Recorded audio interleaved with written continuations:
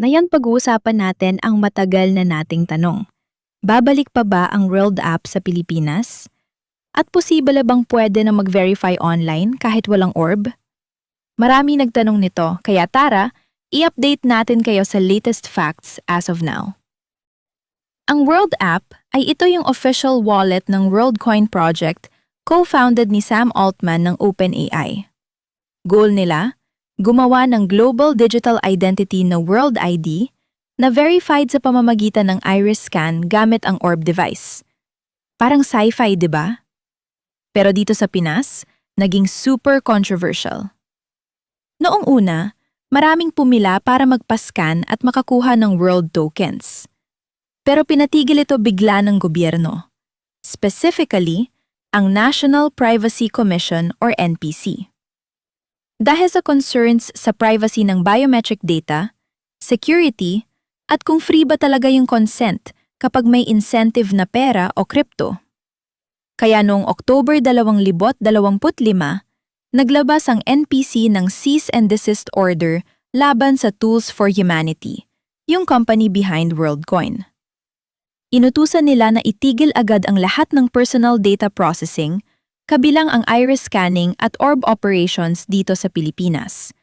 Pati pag-download ng World App sa App Stores, binlock nila locally. So bad na talaga? Ang physical orb eye scanning, oo, pansamantala itong nahinto at suspended. Wala nang bagong verification gamit ang orb dito sa Pinas hanggat hindi na-resolve ang regulatory issues. Kinakailangan pa nilang mag-appeal at sumunod sa Data Privacy Act. Pero ang World App mismo bilang wallet, hindi totally banned. Kung nakapag-verify ka na dati bago ang suspension, pwede mo pa rin gamitin ang app mo, mag-trade, o mag-access ng features. Hindi naman sinara completely ang buong system. Tapos yung tanong, pwede na bang mag-verify online kahit walang orb? Sa ngayon, hindi pa official na available ang fully online iris verification dito sa Pinas. Ang primary way pa rin ng World ID verification ay sa orb. May ilang reports o tutorials online tungkol sa alternative methods like passport upload o iba pang ID para mag-strengthen ng verification sa ibang bansa.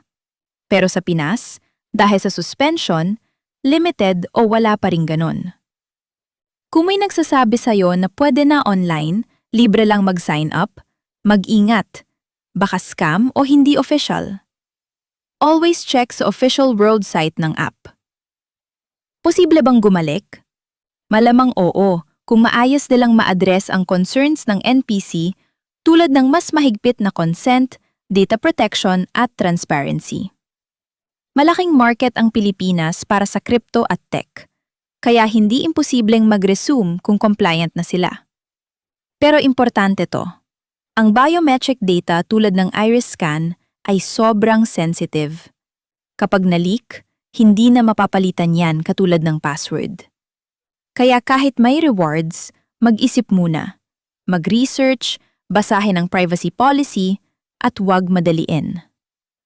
So sa huli, hindi pa dead ang World App sa Pinas, pero suspended ang eye scanning part dahil sa privacy issues. Kung verified ka na, chill ka lang. Kung bago ka, hintayin muna ang official update. Kayo, ano sa tingin nyo? Handa pa rin ba kayong magpascan ng mata para sa digital ID at crypto? Or mas safe na lang iwasan? Sino ba dito ang gustong-gusto bumalik ang World App sa Pilipinas? Ipaabot natin to sa kanila. Comment down below. Ingat lagi mga ka-world!